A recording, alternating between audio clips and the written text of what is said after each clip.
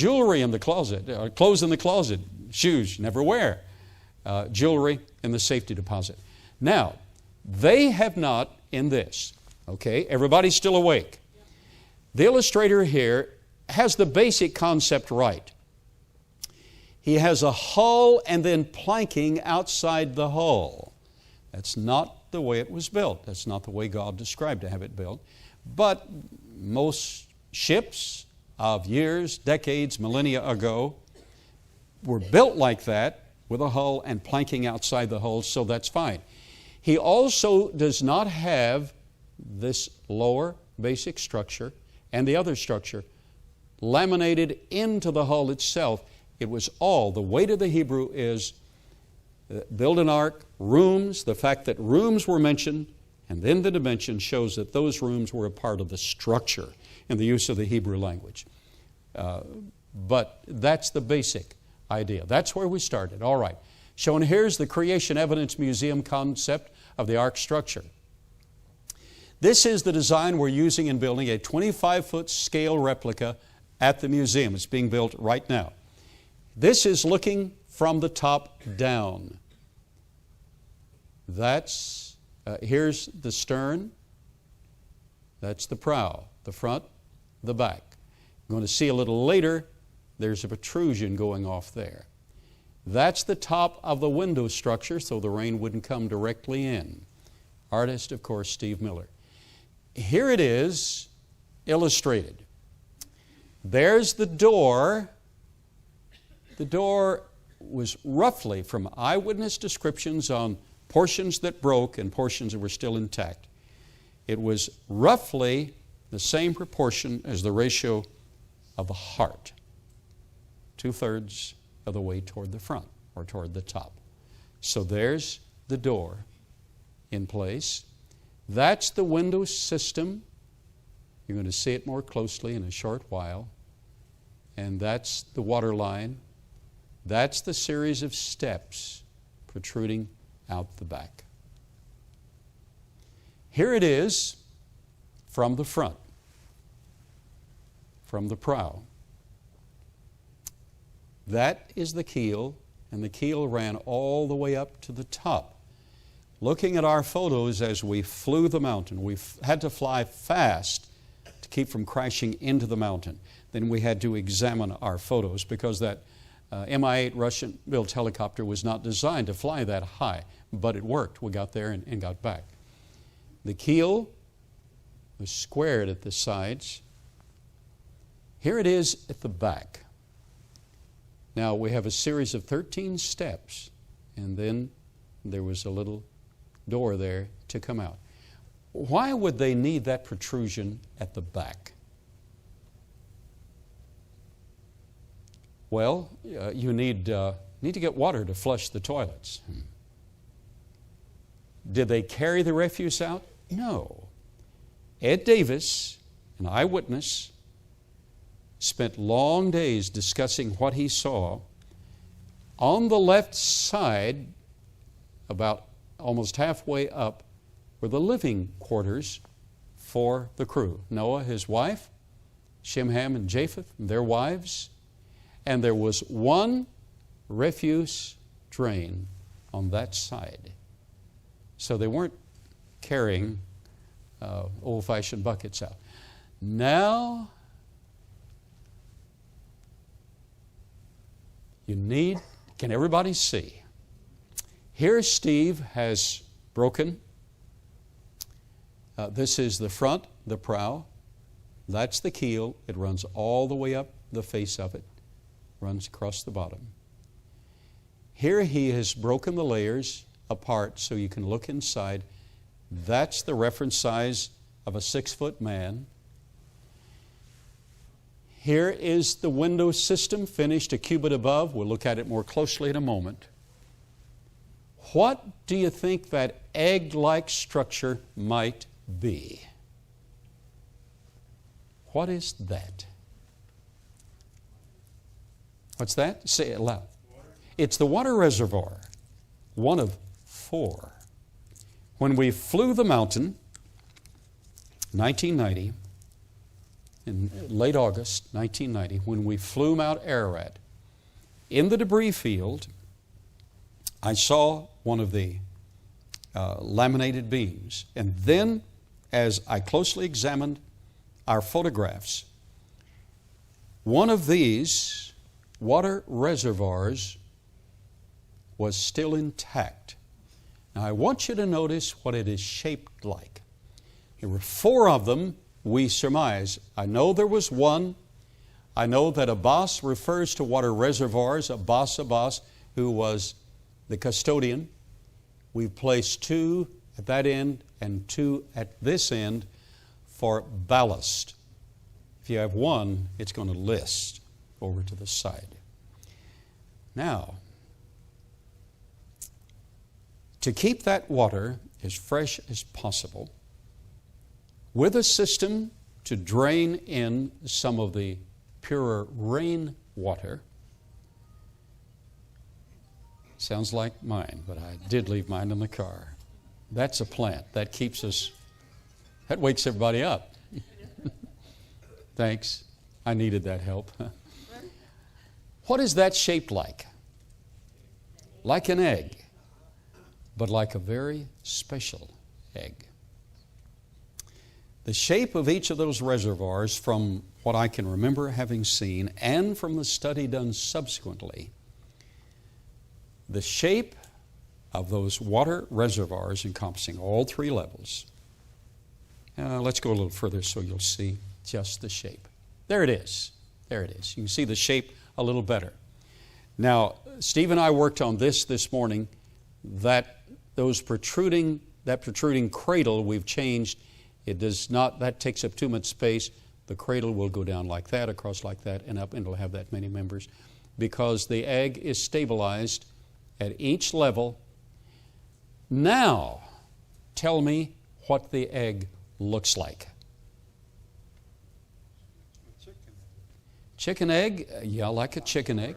A dinosaur, well, I've seen some dinosaur eggs that shape. What's that? Teardrop. Yes, teardrop. But more importantly, what's that? Stainless steel? No. Now, they had metal before the flood, and they worked in it. Okay, now that you've guessed a while. What's that? A door? A gourd. A gourd. Okay, a gourd, yes. And why is a gourd shaped that way? That particular shape that permits convective flow of water energizes that water. One of the areas of my particular research has to do with techniques that energize water. Water wants to be energized. Water is H2O.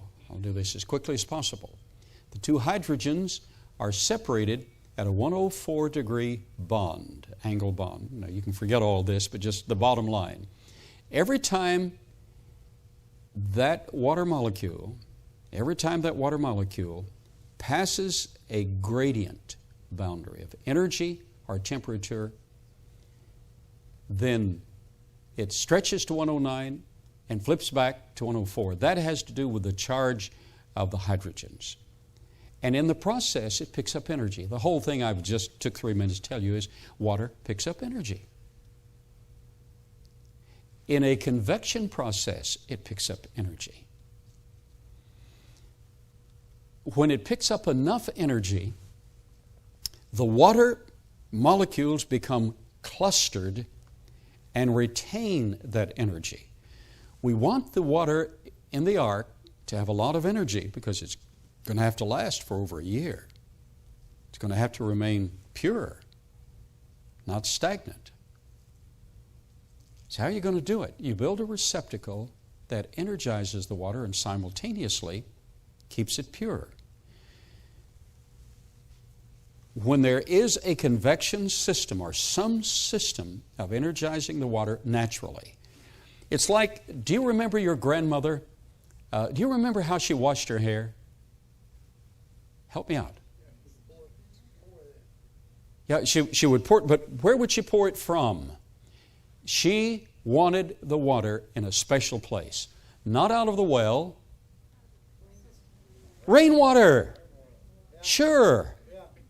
She knew something that it took science decades to catch up with. Rainwater is energized. And she'd say, just makes me feel better. I just like my hair done that way. Well, she's keeping the rest of you away from the good water. Rainwater is energized. And she would wash her hair from, remember the big keg at the corner of most houses? Washed her. Big barrel, wooden barrel. She washed it. How many had grandmothers who did that? How many of you have ever washed your hair in rainwater? Some of us men in jungles. I washed my hair. I mean, couldn't help it. Couldn't get away from the rain in the jungles of Papua New Guinea. Okay, back to the context. That rainwater is energized to a much higher level than the groundwater or the pumped water. We constrict it, taking it through pipes. Watch this. When a baby is born, for the first 6 weeks, the water in his brain is clustered. It's energized to a higher level than the rest of the water he's drinking and the milk he's drinking. It's in all his body, but especially in his brain. The water in the brain is clustered, energized. Where did he get that? Where did he get that extra energy for his brain? He got it being incubated in the precious, precious mother's body. God made it special. Watch. That reservoir is shaped like a mother incubating her child. That shape causes convection to flow with the water, and it naturally energizes. Mothers, you didn't know. You were doing what they did on the ark. You were energizing that baby's cell fluid. Isn't that wonderful that God did it like that? God is good. So this is a system. And I saw one of the reservoirs and I wondered, why is it bulging? Took me years to catch up with that. It's bulging because that convection system energizes it. Now, Ed Davis told me personally when he was with the boss of Boss, I've told you each night that he did a very special favor for a village. He actually saved their water system as an engineer, and they were obligated to give him the best they have. The best they had was the information on the ark. They took him up the mountain. 5 days, he said, were the most miserable days of his life, but the happiest days of his life because he got to see the ark, and it was incredibly gratifying to him. Down at the bottom, there are 3 implements that had fallen out of the ark. Tell me what they were. A hammer, grates on a cage, and a jar. Right, and they kept those. They had fallen out of the ark. The grates and the cage were laminated together. Even the small, webbed and laminated, even the cage doors.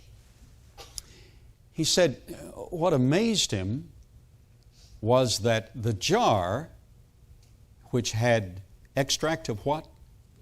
Lemon. They called it limon. Extract of lemon. He said it had baffles in it.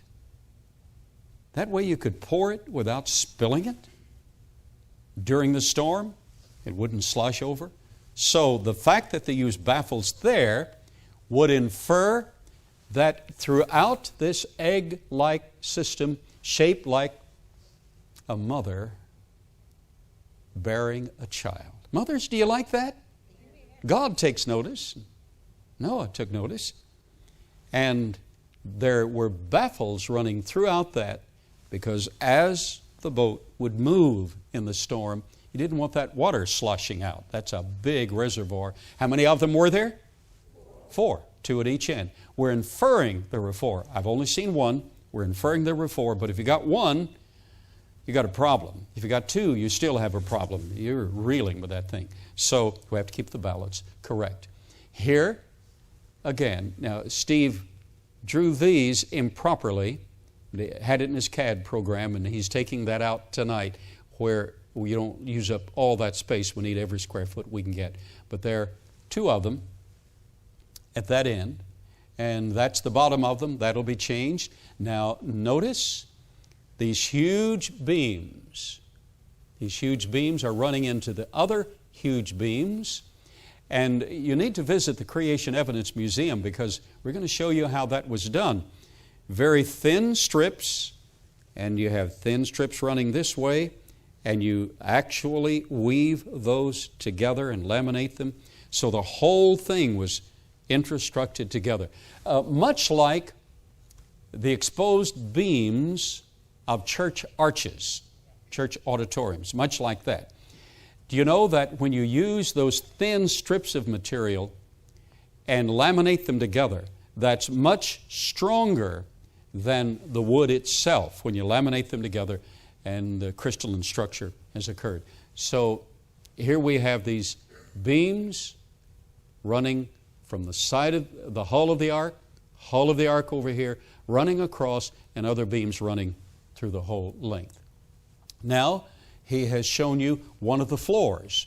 He got this to me quickly last week so I could have it ready. He worked night and day. We worked night and day, 5 days, just to get this program ready. And I know you appreciate it. You've come every night. You've been so gracious. Nobody threw anything. Nobody cussed me. You know, at Glen Rose, they don't curse. They cuss. The old cusses cuss, but the young ones, I don't know what the young ones say. No, I haven't been cussed out in a long time. How long has it been since you got cussed out, Brother Bill? Now, maybe I better leave that alone. I just better leave that alone. Oh, all right. It took him a while. There. Okay. So Steve here drew a cradle underneath, but that cradle's going closer. He's looking down an entire floor at the other end, the cradle of those 2 water reservoirs. He did not have time to put the area in the middle that was open. The light could run all the way from the top down to the bottom. Here, he has shown the second deck, the second level, and that's accurate from there over, but it was open down there. He didn't have time to open that. He had already worked night after night on the project. But I want you to notice that the beams run in this direction, and the hull is out here, and they're all laminated together. That's how the ark was built. Here's a cutaway. Now, here's a cross section. Now, this has never been done before. As far as we know, no one ever put into a CAD 3-dimensional program the design of the ark. So, just as soon as we finish this, I'm going to patent it. Why? Because somebody else will hear about it, and they'll patent it and stop us from finishing the ark structure over there. People are just like that, you know. But if anybody, there's still more that we have not yet divulged, so don't go out and try to patent this. I know you won't. I'm trusting you. Okay, I've spent over 40 years researching this technique. Here's the keel at the bottom. We'll see that cutaway in a moment. There are the 4 reservoirs. It just pleases me so much that this matches all of God's creation, particularly in the water reservoirs. That's the cradle, but that cradle is going to change a bit. You can see 3 levels and the window system above. Now, that's how the structure looked from the outside, except the keel was not rounded like this. The edges were sharp because some of our photographs showed the edges were sharp all the way to the top. So Steve is changing that. This is the beautiful window system. It was to be finished a cubit above. Each of these is a cubit, 20.5 inches. I explained the first night what a cubit was.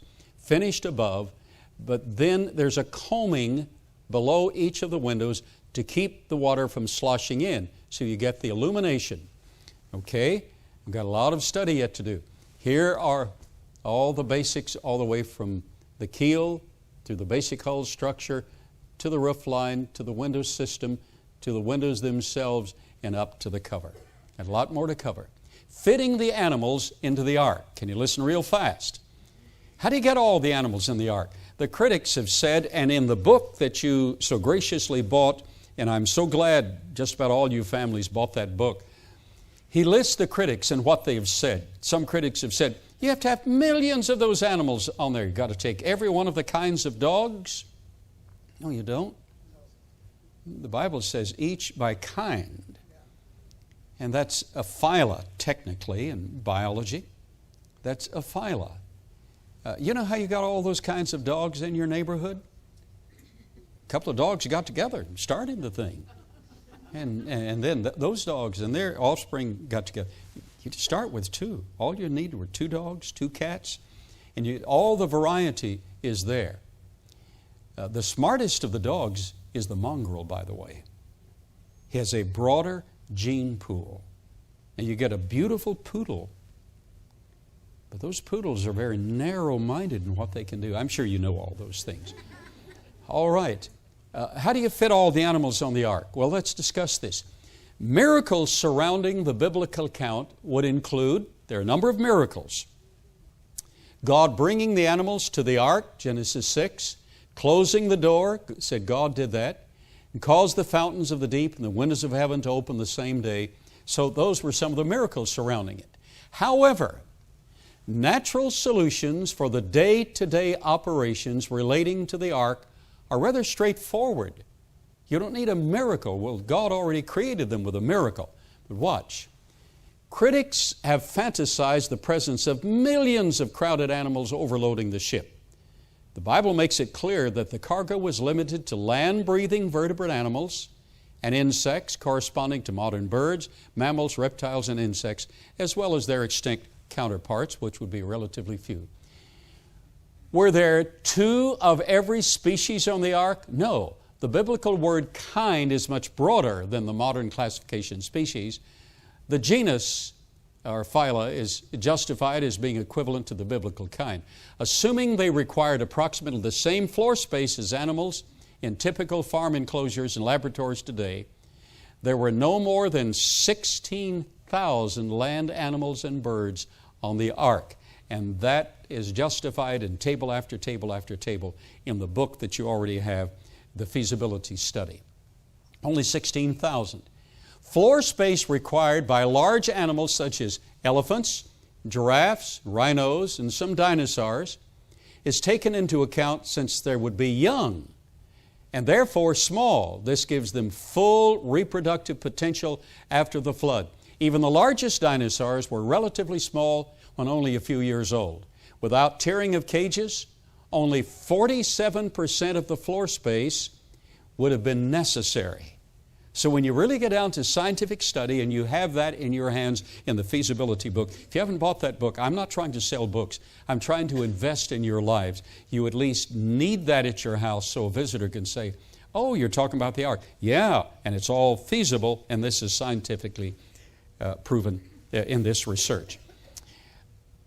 You see, when we go to the Olympics, we don't go to watch the old guys run. We old guys go to watch the younger ones run. I've never been to an Olympics, but anyway, you dream about going. But they don't have races for guys my age and hurdles for guys my age. It's the youngsters. They have their full life ahead of them. Same is true with the creatures on the ark. What about the dinosaurs? Dinosaurs were on the ark, no question about it. That's another lecture altogether. But watch, how big were the dinosaurs? The largest dinosaur was Seismosaurus. He weighed almost 200,000 pounds. From snout to tail, he was 140 feet long. He was longer than from this baptistry to the parking lot out there, snout to tail. He could raise his head 70 feet in the air. But you don't take one of those or 2 of those on the ark. The largest dinosaur egg discovered to date, I've personally held in my hand. It's about that big. So the largest dinosaur as a hatchling would be that big. When he's a teenager, size of a Shetland pony. So you just have 2 of each basic kind of dinosaur. That Shetland pony-sized dinosaur and his girlfriend trot on the ark. And you got the dinosaurs on the ark. When you consider all the sizes, adult sizes, dinosaur down to the mice, they're smaller than the size of a sheep, closer to the size of a rabbit on average. You only need 47% of the floor space to cover all necessary. What about the provisions for the animals? It can be shown from the food that it would have filled only 6 to 12% of the volume of the ark, and the potable water only an additional 9% of the same. John Woodmarappy from the book that you have. Food provisions, watch this.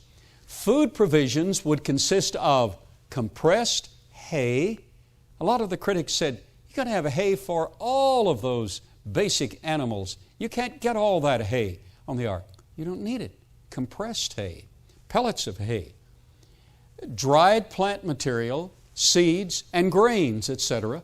Carnivorous animals would have eaten dried meat, reconstituted dried meat, or slaughtered animals.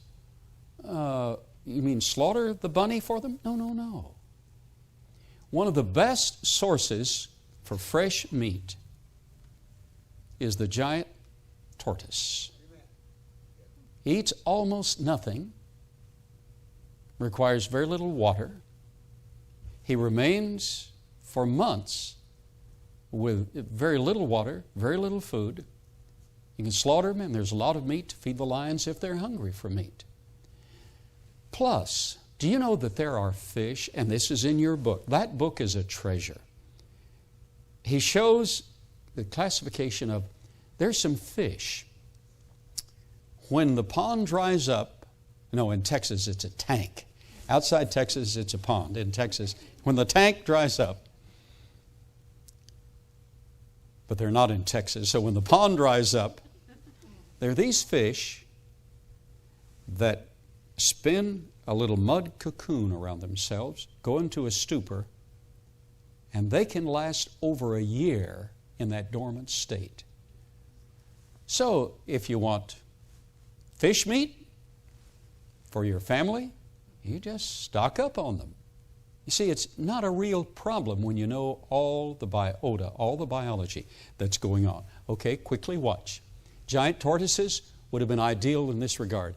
They were large, needed very little food to be maintained themselves. Hydroponic greens as sprouts and mushrooms could have been cultivated in the darker recesses of the ark. Behind those big, huge water reservoirs, it would be dark continuously. Hydroponic green sprouts, that's one of the best and most nourishing bits of food you can get. Also exotic sources of meat such as fish, just told you about that. Now quickly, ventilation. This is that window system, and I really love that. Critics have said there was a problem with ventilation, was stale. No, the ventilation of the ark was necessary to provide fresh air and, more importantly, to dissipate body heat. A non-mechanical ventilation system was in place by the structure of the ark. The density of the animals on board compared to the volume of enclosed space was much less than we find in some modern mass animal housing used to keep stock that are raised for food, such as chicken farms, which often require no special mechanical system. That book is filled with explanations like this that show it is totally feasible. The window system running along the top of the ark comes into play. The convective movement of the air, driven by temperature differences between the warm-blooded animals and the cooler interior surfaces, would have been significant enough to drive the flow of the air. Wind blowing into the window system during the storms of that year would have enhanced the ventilation further than that. Dealing with animal waste. This has been the most critical area. How do you deal with the animal waste? As much as 12 U.S. tons of animal waste may have been produced daily. Probably was not. It's on the outside. How do you deal with that? One possibility in keeping the enclosures clean is to allow the waste to accumulate below slatted floors with sloped subfloors, allowing the waste to flow into large central gutters and collection pits. So here we have the cages, slatted floors, and then slanted subfloors, and it falls into that central pit. And if it doesn't fall, you got 4 grown guys One's only 600 years old, and his kids aren't nearly that old. And Noah lived 350 years after that, so he was in real good shape. Little hoe or rake and pulling that down, no problem. Well, wouldn't it smell? Watch this. This could be regularly cleaned with the refuse dumped overboard out the back with those steps.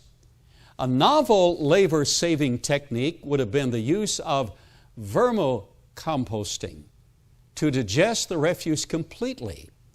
The earthworms and beetles could then be harvested as food for birds and reptiles. You've got thousands of earthworms, some of them glowworms, so that you could see in that area at the bottom of the ark, no problem.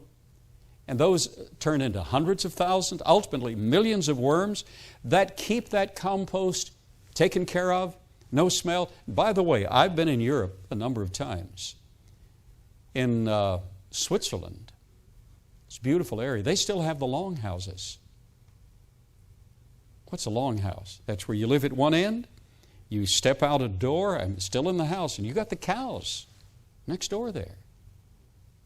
And their heat in the wintertime helps keep the rest of the house warmer. Not hot, but warmer. Don't they smell? Yeah, but you get used to it. Your wife says, no, let's just leave that like it is. But we got accustomed to things like that, you know. That's all a part of life. So vermicomposting meant all they had to do was just make sure it was in the pit and the worms would take care of it. And you feed the worms, and that helps to feed the birds and the reptiles. Danger from toxic or explosive gases. Methane, of course, is half as dense as air, so it would ventilate to the top. No problem. The critics are... Did the animals hibernate? They could have hibernated. That would have saved a lot of problem. If they didn't hibernate, many animals have estivation potential. They just go into a stupor. But we're considering that they didn't, and it still was no problem. Illumination within the ark, the window above, actually, the illumination of the surface everywhere from a few hundred foot candles to over 4,000 foot candles, depending on the time of day, season of the year, and the depth of the cloud cover. No problem for interior lighting. And if it couldn't reach into the deep recesses, he came up with a wonderful suggestion. Artificial lighting could have eliminated possible hazards from fire. You wouldn't need to carry... We get the idea that Noah and the guys lit torches and going down to the bottom level today. Check on the lions and the elephants. Lit torches. No, they didn't light torches. Didn't need torches. First, there was illumination refracted down there, and your book explains that extensively. But fireflies have been collected in the Far East since antiquity. In recent times, Chinese and Japanese who could not afford to buy fuel or candles would gather fireflies in a bag to make a lantern from which to read. Now, fireflies blink on and off, but they're luminous bacteria that glow all the time. They're glowworms that glow all the time, and they're click beetles that glow all the time. So actually, you just collect a bag of those and you got no problem night or day with illumination. Then you have the marvelous possibility of luminescent gems. I mentioned Sunday night and mentioned again briefly Monday, about there's a reference in antiquity to pearls, luminous pearls that they took on the ark. How do you get luminous pearls? Well, a pearl is generated as an irritant, like a grain of sand gets into the oyster, and they were much bigger before the flood than they are now. A grain of sand. And he secretes material from his environment. If there's a lot of phosphorus in the environment, that literally glows in the dark. So there are pearls that have been found that literally glow in the dark. So there are many, many possibilities of artificial lighting. That's very exciting. What about the fresh water supply? I've already described the fresh water supply. Bamboo pipes from antiquity, ancient times with the Chinese, no problem. Actually, they didn't have to carry that water. Using a faucet or spigot, and they already had the use of metal, They could run water to all the animal cages, no problem at all. Now we're about to get this finished. On time. Isn't that a miracle? How do you get the animals on the ark? Watch. In a scriptural setting, God often controls and manipulates animals for His divine purpose. For instance, God caused the locust to devour Egypt's crops at the right time. Balaam's ass to speak. Boy, that was some deal. Miracle. The fish to swallow Jonah and then disgorge him at the appointed place and time. The larvae, and all of this is in your book, by the way, to eat Jonah's plant, a lion to kill a disobedient prophet in 1 Kings 13, the lions to be thwarted from harming Daniel in Daniel 6, bears to maul the mockers of Elisha, the ravens to bring food to Elijah, the fish to enter Peter's net, and the demons to enter the swine and run them to their doom. God can use animals and get them to do anything He wants them to do. He created them, but watch closely. The Scripture gives us more details. Are you learning anything this week? Amen. We are taping this, right? Are the tapes going to be $150 a piece? No, they'll just be minimal, I'm sure. These lectures aren't worth that much, but you might want to get them and listen again. Okay, watch closely. I want to make sure to get this. Scripture indicates the following. It's amazing how much you can learn by just reading the Bible. It's all there. Let's see if we can pull it out. Watch. Scripture indicates that God told Noah to gather the animals for the ark, Genesis 6:19, 7:2, as well as the fact that God Himself commandeered the animals, 7:9 and 7:15. And we thought, God just forgot what He said. No, He didn't. God told Noah to get them, collect them, and God commandeered them also. Watch. Both Noah and God were directly involved in the gathering of the animals for the ark. It's like teaching Sunday school or witnessing to a person about Jesus. You can't do it by yourself, but God wants you to do the talking. You start and He'll fill your mouth. Have you ever done that? And now you need to study all you can. It's taken 40 years of research to give you these lessons. It sounds like 40 years long every night. Watch. First, over a period of time, Noah gathered the animals into a menagerie in anticipation of the flood. What's a menagerie? What's a menagerie? We don't use that word too. Kings in Europe used to have menageries, and in the Middle East and Far East. What's a menagerie? What's that? Fenced area for a purpose. Kings would have menageries. It's more than a zoo. They have equipment. They have training grounds. They have food supply. They run experiments with them. Menagerie is for play, not just to watch them. You interact with them. So, here we have Noah, long years, collecting a menagerie in anticipation of the flood, and then God miraculously commandeering selected animals, directing them to leave their menagerie enclosures and go to the ark after Noah.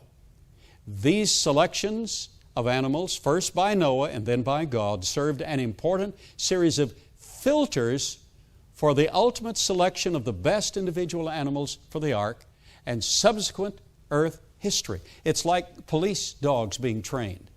You think, I got the best dog, you make a good police dog. Well, they have to run him through filters. Not all dogs will do exactly what needs to be done. But then you can train them. You can train dogs to eat at a proper time. You can train dogs and animals to find their food and to ignore everything else, their food at a distance, just by the scent. You can train them over a period of months and years. Now, are you listening? It's time to close, So let's see if we can put this together. Here we have the wild animals. Tell me if you see that. Talk back to me so I know you're not sleeping on me out there. From that, we have those with a tolerance to captivity. That's the first filter. Not all horses can be broken. Not all animals can tolerate captivity. Do you know that American Indians cannot tolerate captivity? You knew that. Choctaw Indians were taken by the thousands and taken down to Haiti. And they were treated well, but they knew there were slaves. In a few months, every one of them died. We Indians just don't like to be cooped up. Okay, so a tolerance to captivity filter, that's first filter. Then a behavioral filter. You might have animals who don't mind being in captivity, cooped up, but they still don't behave right. So you turn them loose.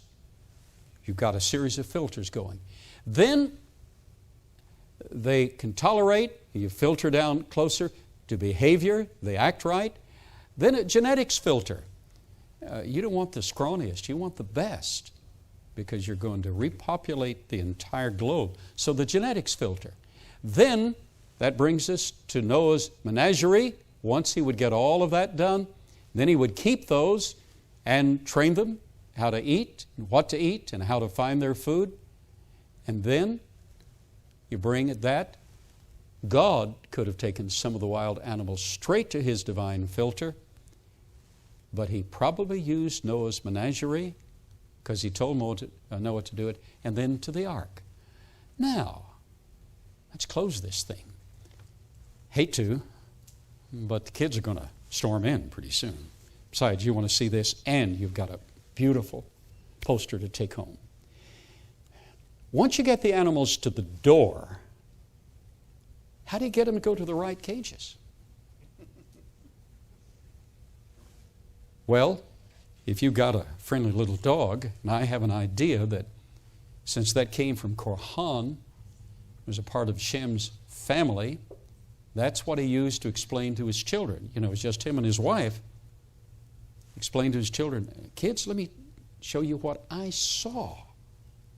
This cute little old dog came on the ark.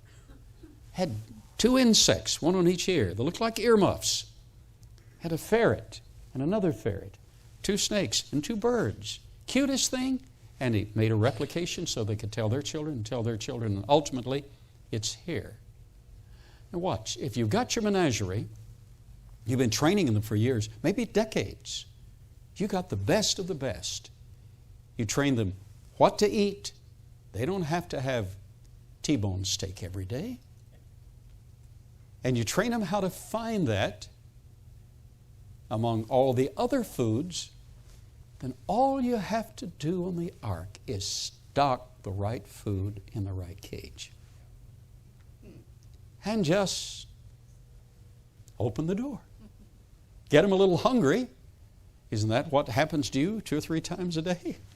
You find your way to the kitchen or to Susanna's. Don't you like the old-fashioned chicken and dumplings at Susanna's? Yeah. Reminds me of my grandmother every time I go. That's what I always order. Don't you want T-bone steak? No, I want chicken and dumplings. All right, it's 5 minutes after 8.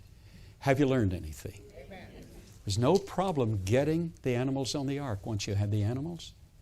Just get them a little hungry, open the door. They were already trained, and they could smell theirs. They could go up and down ramps, find their way. I know where that is, and go right to the place.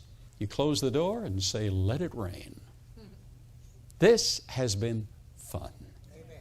I need 2 fine ladies to come start banding those. Who will do it? We men just crimp all things up. Okay, Connie, yeah, you 2 ladies, would you just come up here? And I bought those at the rubber bands at Staples tonight, so they're fresh, I guess. Now, we're going to start like this. If you've looked at this sufficiently, and looked at these, just come right on over to get your poster. And because we're closing out, it's already 5 minutes after 8. You've been a wonderful audience. It's just been so much fun talking to you. Thank you. Hope you've been blessed. God bless you. Dolores is back there with the books. I'm not trying to sell books. I'm trying to invest in your lives. I brought some other books that are much easier to read.